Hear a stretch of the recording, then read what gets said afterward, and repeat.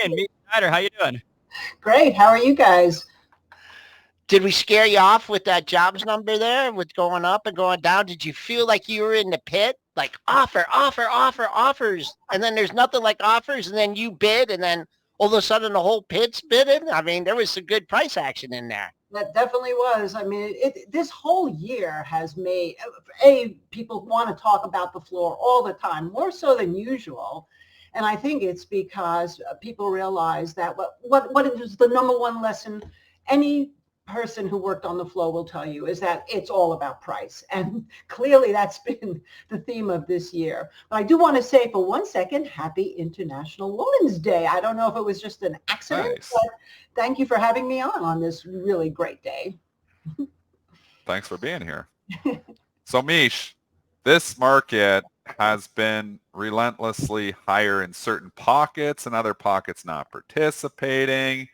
As of late, though, we're starting to see breadth starting to improve here. IWM trying to break out here. Is this going to turn into the catch-up market, or are we still just going to ride NVIDIA's coattails? Well, we already have seen that the market has broadened out beyond just NVIDIA. But, clearly if NVIDIA all of a sudden took some massive drop, that would probably spook some of the rest of the market, but maybe not. I mean, at this point, I think people are like, oh, NVIDIA, whatever, it just keeps going up, and it doesn't necessarily reflect what we're now starting to see is that regardless of what Powell says, the market has gotten used to rates. And we talked about this last time, this sort of level of normalization where inflation is sitting right now and the Fed funds rate. And as long as we don't have any watershed event like inflation spiking, which we could talk about because there are signs to look for, or some other massive geopolitical event or anything that looks like this economy that's starting to really improve is going to reverse and go into recession, and we have signs to look for that, party on and look for, you mentioned, if the economy is growing, what does that mean for the U.S.? Look at reshoring. You mentioned retail, right?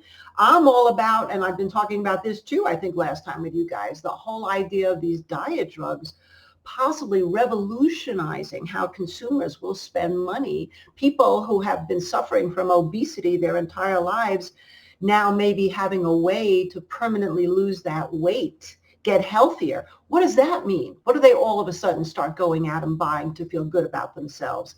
So yeah, this is where I think we're going, but that doesn't mean we can't sputter at some point. I mean, we're running rich, but again, price rules. Well, Mish, do you have any specific names, I guess, that you're bullish on or bearish on right now? I mean, what are you watching? Well, what's been really fantastic is that the theory that has been written about by O'Shaughnessy and so many others, that momentum pays and that the outperformers continue to outperform, has been the basis of all of our algorithmic models. And so we're in all these great tech stocks taking profits. And so that has, as from the discretionary side, really given me an idea of how I can blend out that portfolio. So what am I looking at? I've already been a buyer of silver, of miners, gold miners, of gold. And clearly those are starting to play catch up. I've been sitting in oil, but oil until it gets through this $80, $85 a barrel is not really necessarily all that interesting right here. So broadening out from that, I've started to look a little bit at China. I had bought Alibaba a couple of months ago. Cheaper. It's not done very much yet, but at least it's not giving me any reason to stay up at night. And then I'm looking at this sort of vanity broadening out and what still is relatively undervalued. I mean, Novo Nordisk went crazy yesterday, so that's nosebleed territory. But I'm looking at things that might be sort of still undervalued, like a Coty, because we know that Elf went nuts already. Can Coty double? I think it's possible. Been looking at Estee Lauder. And then beyond that, I think solar energy, and then especially after the speech last night and what China's doing. I mean, China's really been on the forefront in terms of increasing its capacity for alt energy with solar and wind. So I've been looking at some of the solar stocks. All of a sudden, First Solar went from like 145 up to 161. So TAN, that's kind of where I'm at right now. And I'm not going crazy because of how rich we are. And I want to make sure TLTs don't start really getting bid up. We got a signal in that. And that could mean, to me, mean trouble is in the horizon, but we don't see it yet.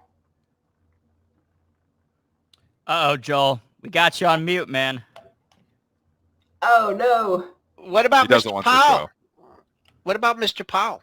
What about rates? Well, I mean, steady for longer. I mean, where are you at on that? I mean, his testimony, I mean, people want to make a big deal of what he said over the last couple of days. To me, it's nothing new here. Really, no reason to go higher or lower, and I think stability is good for the market. 100%, Joel. I couldn't agree with you more. That's what we've been talking about for months and months now. Stop wishing for much lower rates, because be careful what you wish for. That means we're in trouble. And that's why you have to watch these TLTs so carefully. They bottomed out at 92, and 102 has been the recent high. We started reaching up numbers over 100. And especially if we can't keep up with the SPY, like it sputters out. It doesn't even have to sell off. It just sputters around these levels. Or the junk bonds, which you know I love to watch. They start to underperform the long bonds. These are risk-off signs. And until we really see that more than just a day, if we really start seeing that trending, yeah, I mean, that's why I'm not really crazy about jumping in except for commodities, because I believe they still are very undervalued. And I do believe still, I showed you that overlay chart. I don't know if you remember that last time, from the 70s to now. And that's all it would take was Powell to say, you know what, let's lower the rates in June now, he's saying potentially. And I think in the dollar falling and silver now starting to go up, I mean, we don't have food prices right now participating, but it doesn't have to be food driven. It can be commodities driven through metals, copper. I mean, these are the kinds of things that I think have the potential to the upside more than some of the other areas of the market that are so rich right now. What about the financials? You think this NYCB thing, I've never seen the street or investors like, oh, this touches zero, gets halted, $1.85, gets financing from Mnuchin, boom, opens up at 418. I mean, the market and the financials are just unfazed like this. It's like we have the situation and it's a one-off. It happens again to another bank and it's a one-off again. I mean, how long can this silver lining last in the bank? I mean, look at JP Morgan. I mean, at old time, now that's a lot different than the regional banks and stuff. Right. But I mean, when you see that kind of reaction, that kind of bad news, I mean, you just got to put the goggles on and just say blinders and just say, yeah, it doesn't matter. Well, absolutely. And you know, the name of my Modern Family character that represents regional banks is Prodigal Son, right? There's a reason why I named him that, because they get bailed out every time, and that's exactly what we're seeing. So the bigger question to me is, let's look at commercial real estate, because that's been the big fright of so many pundits. I think, Aaron, you said in the beginning, you know, people love to sell the bad news because bad news sells. And in terms of the commercial real estate, there's already, you know, necessity is the mother of invention, right? So if there's all this empty building commercial real estate available, people are going to be buying that up cheaply to do something else with it, whether it's going to be more residential or a different experiential type of shopping or what have you. We don't know yet, but what we do know is that these are not going to turn into major ghost towns in this country because there's still a housing shortage. And that's kind of what I've been following. So getting back to these banks, if you look at KRE, I mean, that's really been such an interesting trader. It's been stuck between 45 and 50 for a long time, clearly underperforming everything else. And now it's peeking its head above 50. You start to see a rally in regional banks. Then again, you have to think about, what does that mean? What is the implication if commercial real estate no longer is concerned? That's probably good for the economy and will create more jobs, et cetera, et cetera. You know, I think you also said in the beginning, Aaron, no one wants to believe that this economy is good. So much of that is politically driven as well. Yeah. 100%. 100%. Yeah, and you know, to admit that maybe Biden has done a good job, and I'm not trying to be political. I'm just saying, you know, you got to look at the From an objective standpoint, the economy's doing better than people expected. I mean, there's nothing political about that statement, but people will make it out to be political. I hear you, Mish. Yeah, I mean, and last night, I don't know if you watched the State of the Union, but the bar was so low. If he could stand up and string sentences together, you know, they didn't just let him out of the assisted living. I mean, you know, it's like, Right. Let's let him out of assisted living. so, Kind of That's true. it. right, so there you go. I mean, and you know, and again, I take no sides there, but I'm watching what's going on, and so far, like I said, here's the warning signs. If the TLTs continue to rally, if the junk bonds start to roll over, if the TLTs outperform them, outperform the SPY, we already have gold outperforming the SPY. If silver starts to outperform gold, these are the ifs, if then. But until those if thens happen, you know, keep what I be, like I said, loading up here, maybe look at things that could emerge out of the potential of the fact that people start to feel a little bit more comfortable about our administration. We know what they like. We know what they want to throw money at. They want to throw money at reshoring. So companies like Intel could be something good, or GE, you know, the industrial manufacturing. We know they like alternative energy. Look at the solar. I mean, that's kind of what I'm doing, but again, with very, very controlled risk. I got one more for you here, and it's kind of like a little light bulb went off in my head when you talked about the housing shortage and the commercial real estate buildings. Now, I know the government floated a proposal to do it. There's a lot, very expensive. I do have a little experience in that area, and it's very expensive on the conversions to do this, but are there, like, if you really see that trend coming, what companies would you, I meuld I don't, man, can Toll Brothers and these others, I haven't looked at the XHB, but, you know, who would you go to that perhaps could, you know, benefit from this major change in the housing trend?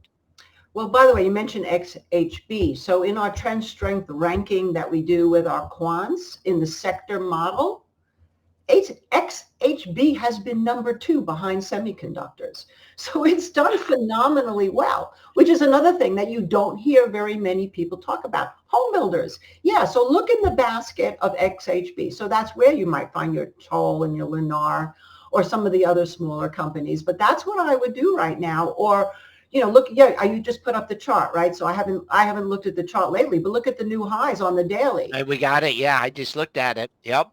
So the question is, okay, so what would you want to see at this point? Maybe some kind of a dip, a little bit, or you get in right here and you say the last swing low, you have those 3 red bars before we saw the new high. Maybe you put a stop under that last swing low and you go, okay, this thing can keep rocking. Come and get me. Yeah, I mean, it's like, you know, think the NVIDIA principle. Everybody thought it topped at 500, then at 700, then at 800. Now it's what, 900 and something I just saw on my screen, 952 or 962. I don't know, my glasses. 952. Yeah. So there you go. I mean, you know, 1,000, here we come. Same thing with home builders. What could it do? What could this stuff do? And like I said, when the idea of obesity. I mean, you already have major stars talking about it, like Oprah Winfrey. And then I happened to be home with my mom the other day. She was watching Ricki Lake. She's just lost a lot of weight because of these drugs.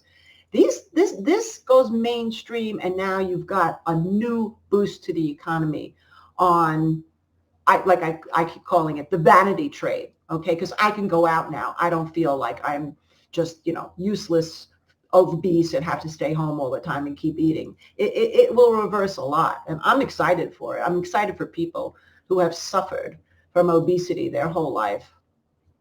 Well, Mish Schneider, thanks for hopping on this morning. This has been an awesome discussion. Thanks for taking my back there too when the chat was coming after me. Happy International Women's Day as well to you, Mish, and everyone, all the women in our chat this morning. So enjoy the rest of your Friday and have a great weekend. Thank you guys so much. We'll see you again soon.